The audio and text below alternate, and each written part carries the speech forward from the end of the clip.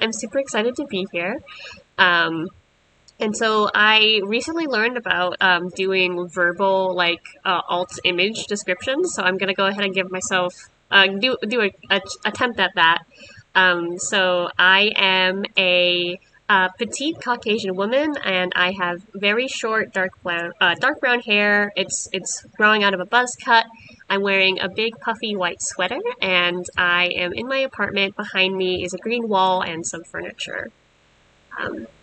Yeah, I am really excited to be here with you all to talk about game development tools that we recommend you all kind of look into for your games during the Game Jam. So first up is the just a little bit more about me.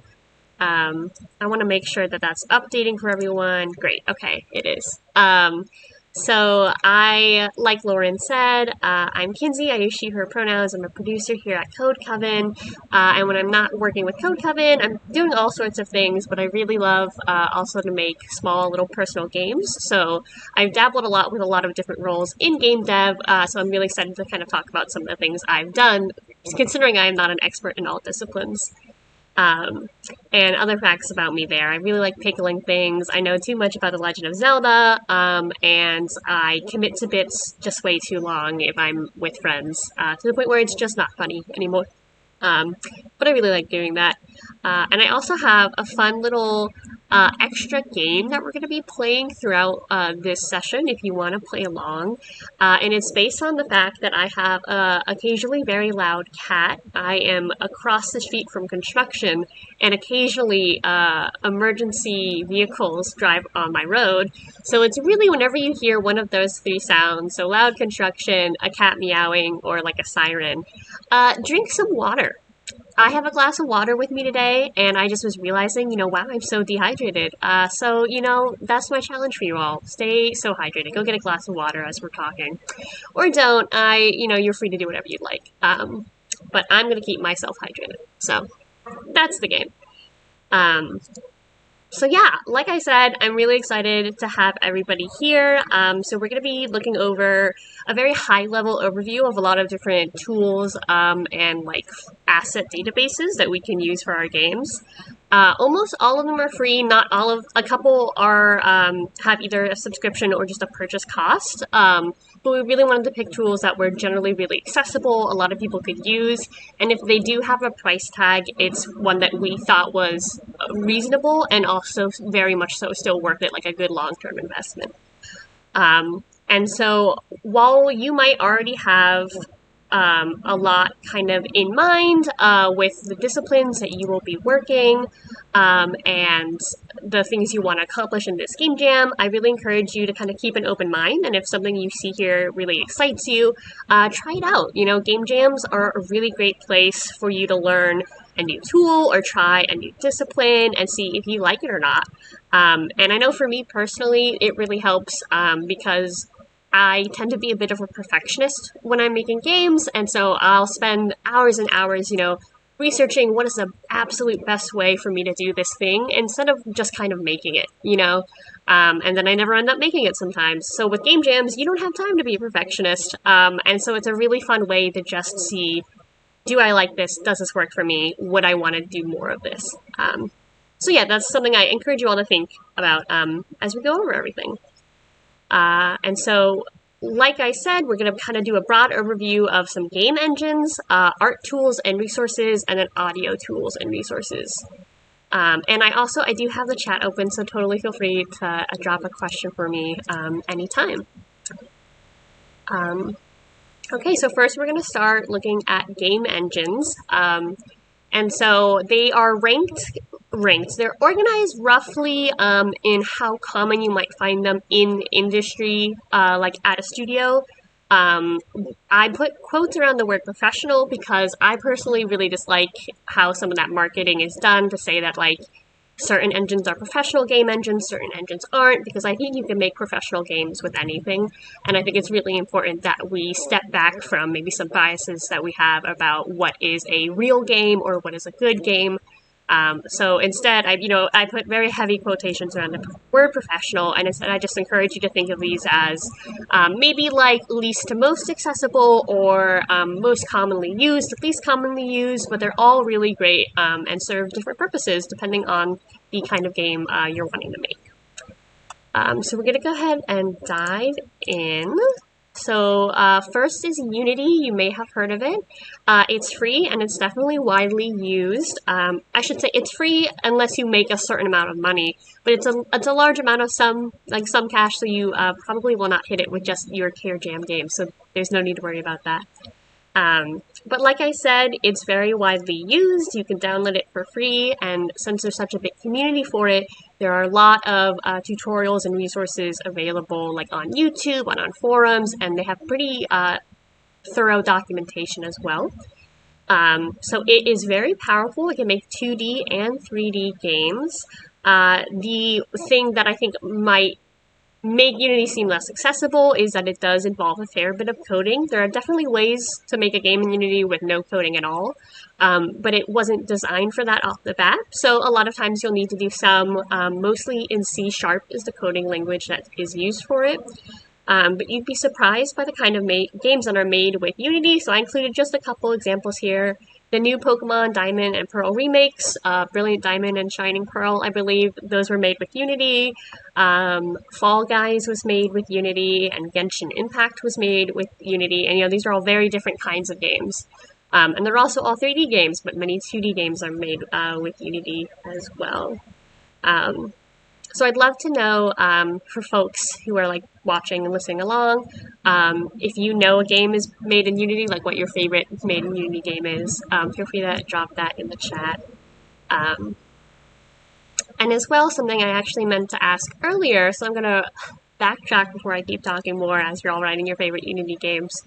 But I'd love to know if you feel like sharing kind of what disciplines people here are looking to work in during this game jam. And maybe something you're excited to learn more about, or a tool, something like that. Okay, we see Pillars of Eternity, Night in the Woods was made in Unity, it's true, an excellent game. Lauren is name-dropping one of my games as her favorite Unity game. Thank you, Lauren. It's Detours, you can get it at kinsey.itch.io. And then we've got some folks here who are going to work as a 3D artist, some writing, illustrating, learning more about programming and coding. Excellent, okay. So it seems like there's a decent spread. City Skylines and Cartoon Network's Fusion Fall, also Unity games. I did not know those. Yeah. Okay.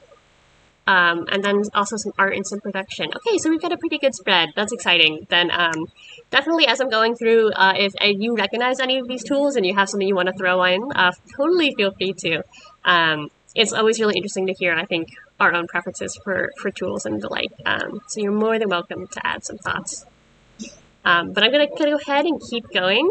So the other great thing about Unity is that it has a lot of plugins that are free or low cost. So I've got 2 here that are free, and I kind of picked these based off of what I noticed a lot of people were excited to make in this game jam.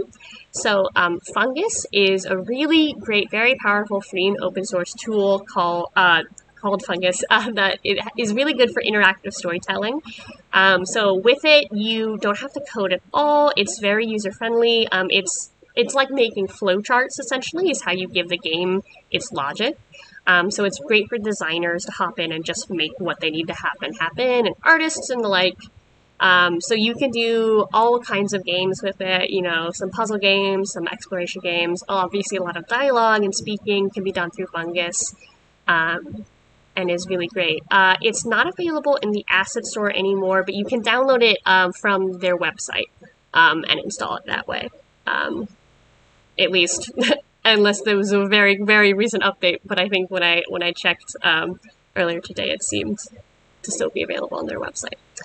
So I recommend that. And then as well, this other tool, Ink or Inky, is free as well, and it's not an entire kind of game tool like Funguses, but it's really great for narrative because it makes it really easy to write and put text and dialogue and scripts directly into the game and have choices pop up as well. So that's also free and quite easy to use. It was made for writers who might not have Unity experience. Can you use both plugins at once? That is a great question. I believe they're okay, so the answer is yes. However, I'm not sure that they are engineered off the bat to easily combine themselves, so it might take a bit of tinkering. But these are both very common plugins, so I would be very, very surprised if people were not doing that, especially considering as well that Fungus is open source, so people are making things to make it better for everyone all the time. So that would require a Google on my behalf. My cat just meowed, so I'll take a drink of water. But I believe it should be possible. You love water. Yeah, and there are also other Unity plugins that help with game making as well. These were just two off the bat that I know I really like. Next, we're going to talk about another engine called Unreal. You also might have heard of this one. It's also free up to a certain amount of it making a lot of money, but again, that won't come up for any of you all. Or if it will, congratulations, that's fantastic. I hope it does. But it's a very common engine, and it's, I believe, exclusively 3D because it's very powerful with how it renders and works with 3D assets. The cool thing about Unreal is that it's known for its visual scripting called Blueprint. So visual scripting meaning adding like logic to the game, but not having to work in code. And instead, it's much more like clicking and dragging, and based off of more intuitive thinking. Without having to, again, like sit down in a code. Unity also has some visual scripting plugins as well, but Blueprint has been there kind of from the beginning with Unreal, so I do recommend it. And you can make 2D games with Unreal. Thank you for that update. I've never done that before, so that's very exciting. But yeah, you've probably heard of a couple Unreal games as well. So Fortnite is kind of the flagship game. Unreal is made by Epic Games.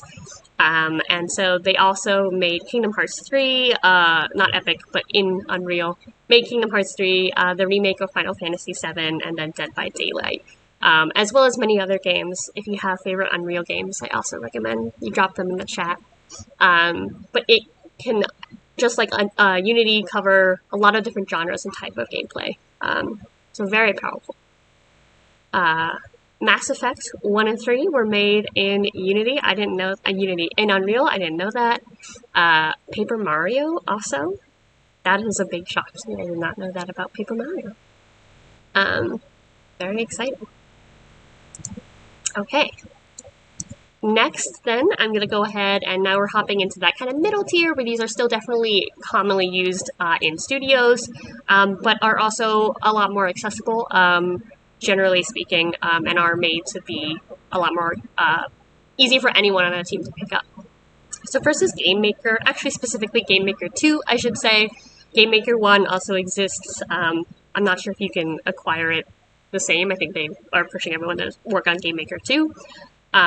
So it is free to use, like you can make a game in it, but if you want to be able to make desktop exports, so like a Windows executable, a Mac OS executable, you will need to subscribe to it, which is $4.99 a year. They also have other tiers of subscriptions, but really the base or that free version are very adequate, I would say. And so Game Maker 2 is also has a really great visual dragging and dropping coding, so you don't have to have code experience with it.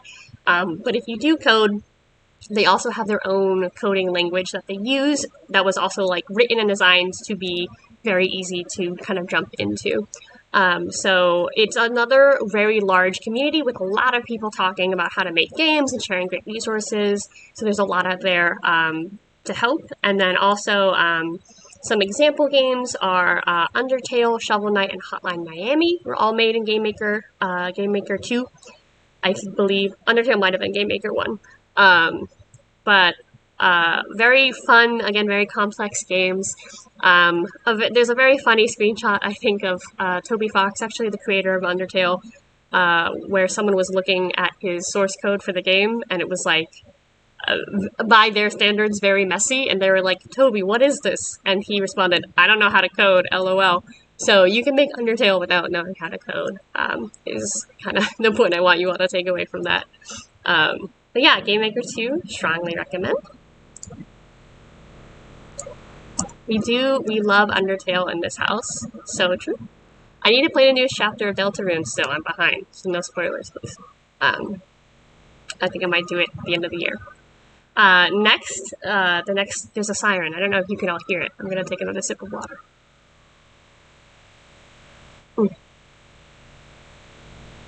We love hydration. So this next engine is called Renpi, or Renpi, but I call it Renpi because the pi stands for Python, which we'll get to.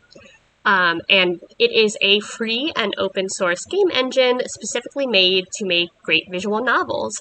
So if you're interested at all in making a visual novel, I'd really recommend checking out this engine if you weren't already considering it, because it covers all of the basics and does them really well. So it has a robust saving system, it's got animations and text printing, you can really easily add art to it and switch between expressions or backgrounds. So it does a lot of the heavy lifting for visual novels right off the bat, and it's written, again, to be very beginner friendly and for a writer to hop in and make their game. So again, a lot of great tutorials also on how to use it. But yes, super recommend checking out Renpi if you're at all interested in making a visual novel. So some example games from that are Doki Doki Literature Club, Butterfly Soup, and Long Live the Queen. And the great thing too about those games is that while they're all visual novels, they have their own kind of unique systems, like gameplay systems on top of that. So you can add more to Renpi if you would like to, but you don't have to. You can make an incredibly great visual novel just kind of with all the base building blocks. Yeah, okay, so someone in the chat is saying, I looked into it, Renpi, and found that someone made an RPG with it, but that would probably require Python knowledge. So exactly, yeah, if you wanted to add on much more complex systems like that, you'd have to script in Python, which again, they do have a lot of tutorials on how to do that as well. Huge fan of Renpi in this house. And Butterfly Soup is also an excellent game I super recommend everyone play. Okay, you can tell as we're getting into more of these like niche quote-unquote niche game engines, I'm getting more and more excited because I really love these little niche games and I use these engines a lot, but they're all excellent. So we'll hop into this next one called Bitsy. So I adore Bitsy, and it is a free in-browser game maker made by Adam Ledoux. I actually don't know how to say his full last name. Ledoux? But you can make it all on like Chrome or, Safari, whatever web browser you use, and it makes 8-bit games. No coding is required at all. It's all in the engine itself. And you can set up pretty easy puzzles or interesting dialogue or maps to kind of explore, all just in that web browser right there. It's got a very big community of people who love using it and are really super happy to help or recommend strategies on how to accomplish things. And they also have extra plugins for it, like adding music to it or making the game a bit more complex or adding more colors and things like that. So I don't have any recommended games off the bat for Bitsy, just because there are so many that I love, that I actually instead really recommend, if you want to see what people do with it, going to itch.io and just searching for Bitsy and playing some of the games that catch your eye there, because they're all really excellent. But yeah, I should mention again, when you finish this game, it makes a web executable, like an HTML game, so you would play it just on your browser as well. Very fun. Okay, and then next is Pico 8. So Pico 8 is not free, it costs $14.99, it's a one-time payment, but I still really love it, because it's got this really fun retro vibe, and it's made to look like more classic consoles. They actually call it a fantasy console because when you finish making a game in Pico 8, you export it as a cartridge, and then other people can take your cartridge and play it in their Pico 8 software, and it runs it like a cartridge. So I really like Pico 8 because it's got everything you need all contained in it. So you would make the code for it, you would make the music and the art all in the same engine. So you don't need other tools.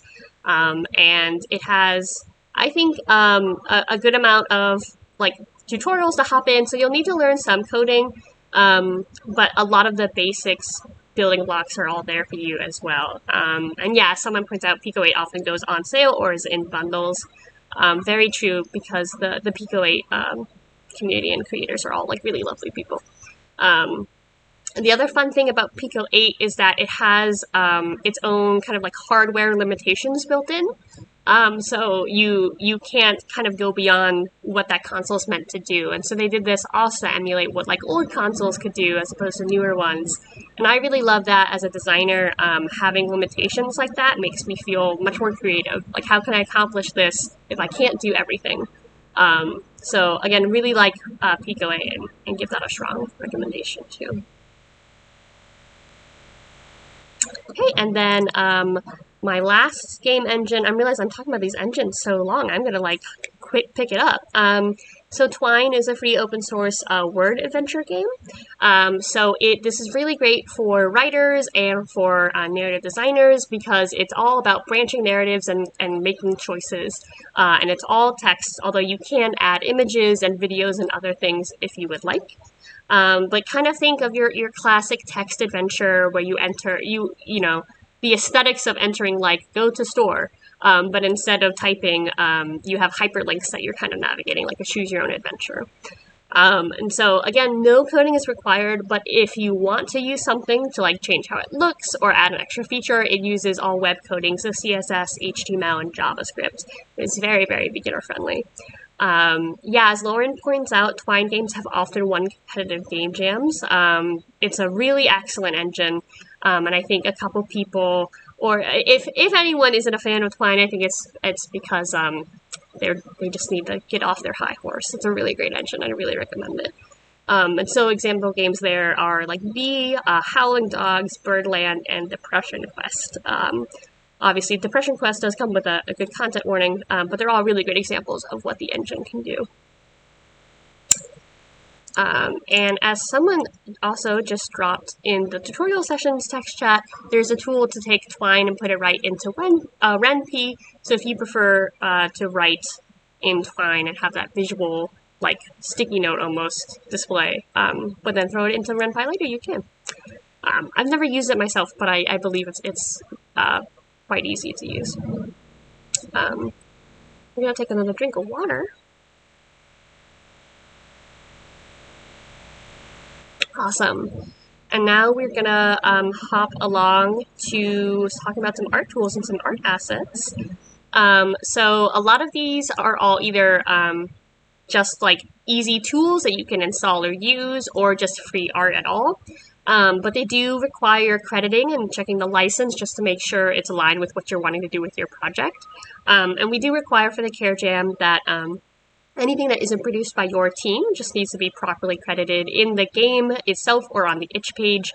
So as we're going through this, I think I'll have a couple reminders. But yeah, just really important to say where you got things from. So we're going to be looking at the Unity Asset Store, itch, sprite, and then Open Game Art. And you'll also, if you are an artist, you'll probably be like, well, I would use Photoshop. And I thought it would be a little redundant of me, a non-artist, to tell people to install the Adobe Suite as an example. But any other kind of art creation tool is obviously a great way to make your pieces, if that's what you want to do. But these are just more quick, accessible for anyone, especially non-artists who want to get started. So first, we've got the Unity Asset Store.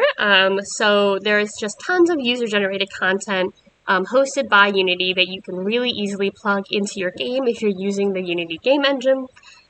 So some of them are free, some of them are not free. It varies by package as well as the kind of licensing. So again, you'll just want to check that and make sure it's aligned with what you're wanting to do.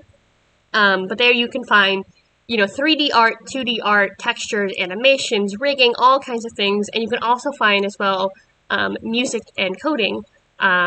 So there are some like gameplay packages and things. So example, what we talked about earlier, like Fungus and Ink are examples of plugins that you could that and you might find ones like that in the Unity asset store.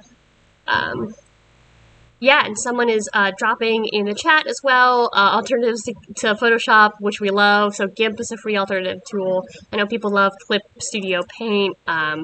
Krita, I don't know how to pronounce that, is an open source and 2D art tool as well. So I'm loving all these suggestions. There's so much out there. Okay, next, I'm going to talk about itch.io. So we already mentioned that because that's where Bitsy is.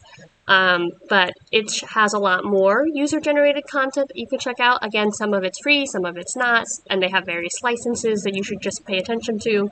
You can write all kinds of things, music, sprite, models, and so it's a really great place to look to grab things to put in your game.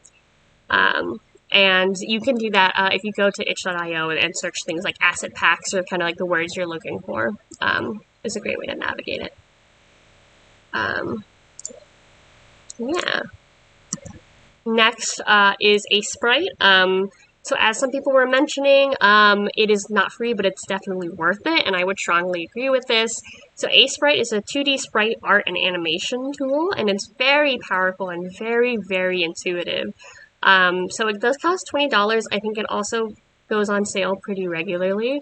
But you are able to really easily make sprite sheets, flip between animations, export them, and have a strict, color palette if you're kind of trying to emulate a classic like 16 color color palette or things like that. Just very, very powerful and has a lot of tools also to make making pixel art really easy as opposed to, leaning in and meticulously going pixel by pixel. They have ways to make it a little bit more streamlined and probably better for your neck. So I really recommend a sprite if you're interested in making a game with sprite art in it. Yeah, Lauren joking that all of these products need to hire me. I appreciate it. So next, another, I really love this resource. Is called opengameart.org. It's exactly what it says on the tin. It's free art for you to put in your games. Generally, again speaking, it's always good to double check if you're looking at something and you're wanting to use it, what the creator might say about it. But the whole point of it is that they want this game art to be widely, accessible and used by all. So really recommend checking that out as well. Yeah, next we're going to go ahead and hop on to talking about some audio tools and resources for all of you folks who want some cool jams or sounds in your game. So first is a go-to of mine, freesound.org. I cannot recommend this website enough. They have pretty much any kind of sound effect you can imagine. Both like real life, Foley of like wind or driving a car or something like that. But also, digital sound. So for your menu clicks and your, dings when you level up or things like that. You can find a lot of it here. And again, these have kind of varying licenses, but all of it's free and most of it is also like, feel free to use however you want to use it. So double check, but it's very accessible and I really recommend Free Sound. Next is Free Music Archive, essentially the exact same idea. It's a bunch of royalty-free music. They have a licensing guide on their front page that I recommend clicking and kind of reading through if you're not familiar, and that'll help you understand the context that you can use their music. But there's all kinds of genres and everything there, and it's kind of fun to go through it. So I really recommend this website as well. Next is an actual tool. So this is called Wise. I've never said this one out loud before. It's intentionally with 2 W's. I think it's just pronounced Wise. But it's a really great tool for creating interactive audio. So instead of just kind of, music that would always play the same in loop or things like that. And so great for obviously audio designers, game composers, things like that. But it works for both Unity and Unreal. And you can make all kinds of, music and sounds with it. It's free, and there are a lot of tutorials out for it as well. And similarly to Wise is FMod, which is essentially the exact same thing. I believe it's only for Unity right now, but I'm sure you could probably find a way to export things into Unreal with it too. And it's a bit more of a visual interface, so it's great, again, for making that interactive audio. but could be more intuitive, especially if you haven't made music before digitally. It reminds me of GarageBand a bit. GarageBand also being a great tool you could use if you have it still to make music for your game. And with that, I'm sorry, I could tell I like sped up a bit to respect all of your times. Those are kind of my list of tools that I really recommend everyone check out. But I'd love to know what all of your favorite tools are for any kind of game making or tangentially game making related thing that you do. I talked about my favorite ones in here. It's like Renpi and Bitsy. So I'd love to see just what you all use in the chat.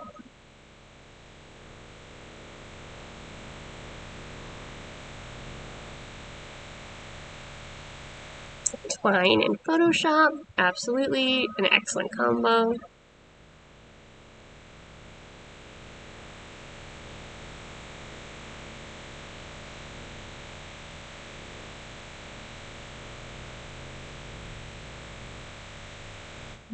Godot and Photoshop. Godot is another game engine I didn't talk about, but is also really worth looking into, spelled Godot. So if none of the game engines I listed were really piquing your interest, that's another good one to check out. Yeah, Studio One has a free version. It's a DAW or DAW. I don't know how people pronounce that for music, and it's super intuitive. Been using it for years. We got another Unity and Clip Studio Paint. Yeah, absolutely. Okay, then I'm going to go ahead and call this a session now. So again, I really appreciate everyone coming and joining. And I hope something that you saw here was exciting, or maybe even was like, that'll solve a concern I had about a game coming up that we wanted to make. And I am more than happy, always feel free to ask some questions in the Discord about these tools and engines. I've used a lot of them. I haven't used all of them. But also, part of this curation was finding tools that a lot of people use and are generally really lovely to kind of talk with and ask questions. So definitely don't be afraid to just kind of check them out and see what people are talking about, on their community threads or their Discords and things like that. They're really great creative groups of people. And yeah, that's everything from me. So thank you all.